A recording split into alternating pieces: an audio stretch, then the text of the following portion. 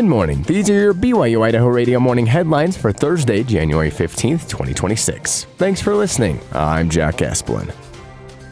A Utah man died on Sunday after he was caught in an avalanche in Wyoming.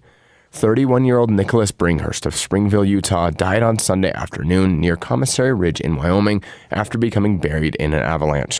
SVI News spoke to Lincoln County Sheriff Shane Johnson, who said dispatch received a Garmin InReach notification of an injured snowmobiler in the LaBerge Creek area.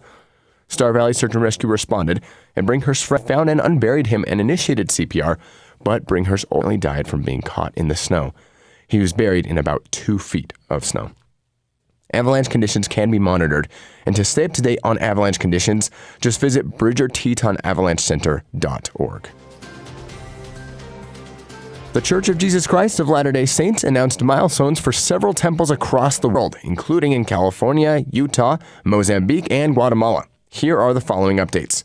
According to a news release from the church, the Yorba Linda, California temple will have its open house from April 30th to May 23rd and will be dedicated on Sunday, June 7th. It will be the 9th dedicated temple in California. In Guatemala, the Huehuetenango Guatemala Temple groundbreaking will be on Saturday, March 14th, and will be the 6th temple in some form or phase in the country.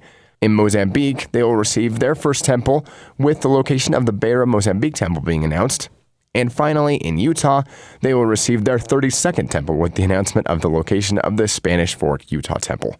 For more information on each of these temples, just visit newsroom.churchjesuschrist.org. BYU rallied for a tight win over the TCU Horned Frogs Wednesday night in Provo. According to ESPN, the Cougars found themselves in a hole early, and with just 1 second left in the first half, TCU held an 8-point lead before 2 free throws from BYU sophomore guard Robert Wright III. The Cougars continued to trail in the second half until senior forward Mihajlo Boskovic put BYU ahead for good.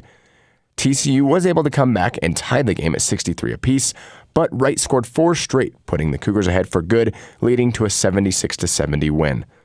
Freshman star A.J. DeBonta scored 17 of his game-high 25 points in the second half, and now ranks 3rd in the nation in scoring average at 23.1 points per game. The 16-1 Cougars next play 15th-ranked Texas Tech Saturday night in Lubbock, Texas. These have been your BYU-Idaho radio morning headlines for January 15th, 2026. Thanks for tuning in. More news, interviews, and great content are available on our podcast feed. Just search for BYU-Idaho Radio on your favorite podcast apps. We're on YouTube, Spotify, Apple Music, and more. You can also ask your smart speakers to play KBYI 94.3 FM. This is BYU-Idaho Radio, and I'm Jack Esplin.